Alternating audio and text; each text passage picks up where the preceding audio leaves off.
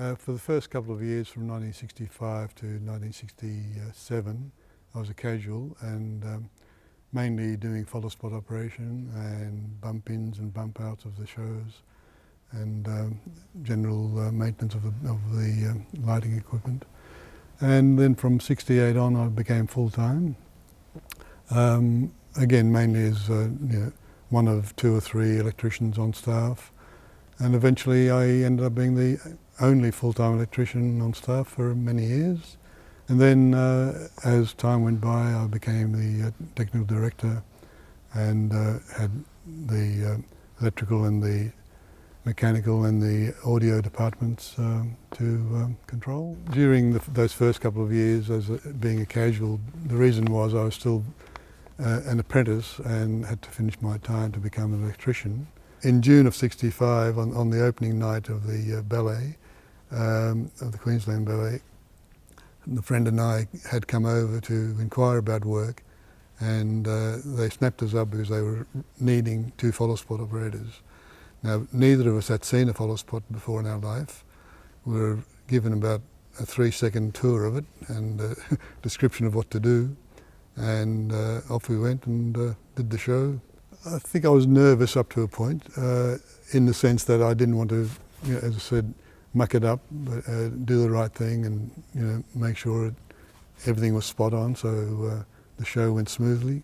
As far as I know, well, being up in the bio box, way up there behind me, I wasn't aware what was going on off stage because I was just following what I was, the person I was supposed to be following on stage.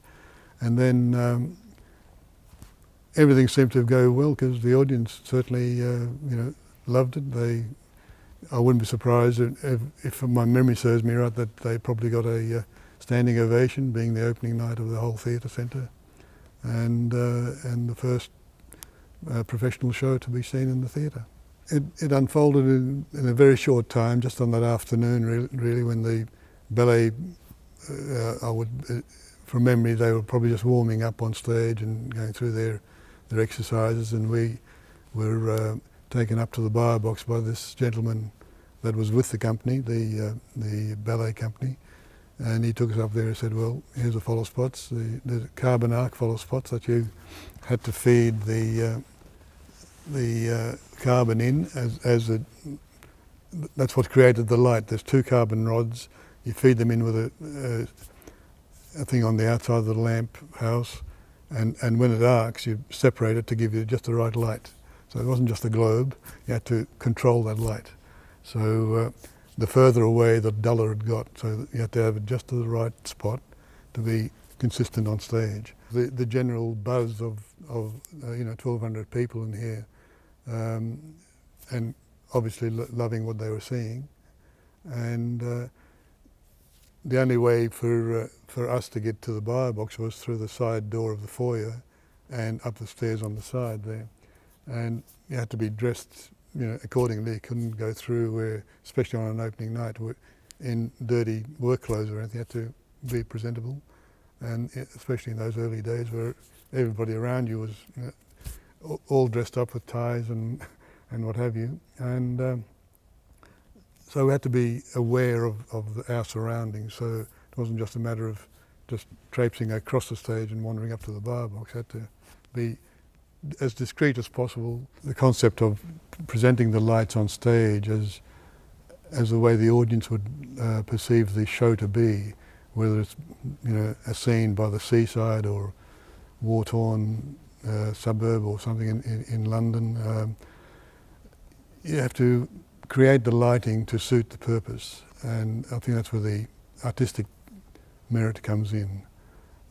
Technically, well, you have to know which lights to use, what colour to put in, and then with the help of the director and the lighting designer, you then plot cue by cue and build and the scene with lighting, and I suppose that's where the concept of artist technician comes in. The company had supplied a lighting control board which looked a lot like a church organ with so many tabs and push buttons and sliders and what have you. And as well as that, they supplied 4 spot bars which went above the stage, and a flood bar, and a supply of lanterns which consisted of Fresnels and profiles and floodlights as well. And pretty much a bare minimum to be able to light the stage with some degree of expertise. Over the years we replaced those lights, replaced those spot bars, added more lights, and since I've left I'm sure they've got moving lights and all that, which were a little bit before my time. I think that, well, for the money that the Theatre Trust spent, I suppose, was the price for the day, but I think these days would be a lot more, and a lot more flexibility within the systems. We also looked after the fabric of the building in the sense that, okay, there were lights that glowed, you have to replace the globes and all that, but also trying to improve the place with, rewiring the spot bars that were here, that were, even though they were new then, they weren't as efficient as the ones we decided to rebuild basically, and making it easier along the way to do things basically, because it was brand new theatre, handed over in a sense that, well, here it is, here's a building, do what you will, In the end, I think we, over the years, improved certain things to make life easier for everybody concerned. I think the Canberra Theatre Centre itself, being it was the first theatre centre like this built in Australia. We're supposedly a multi-purpose theatre in a sense. So we've had the variety of shows in here, not just shows, but anything from even baptisms on stage, and you name it. We've had conferences, dance, musicals, etc. There's so much variety just that I've seen on this stage that you wouldn't see anywhere else, I'm sure. As in, you wouldn't see it at any other theatre, I don't think, because they generally have a bit more long-term sort of plays in big theatres in Melbourne and Sydney and places like that, whereas here we'd have one show might last for one night, another show would come in the next day and might run for 2 or 3 days, and then again another show would come in on top of that.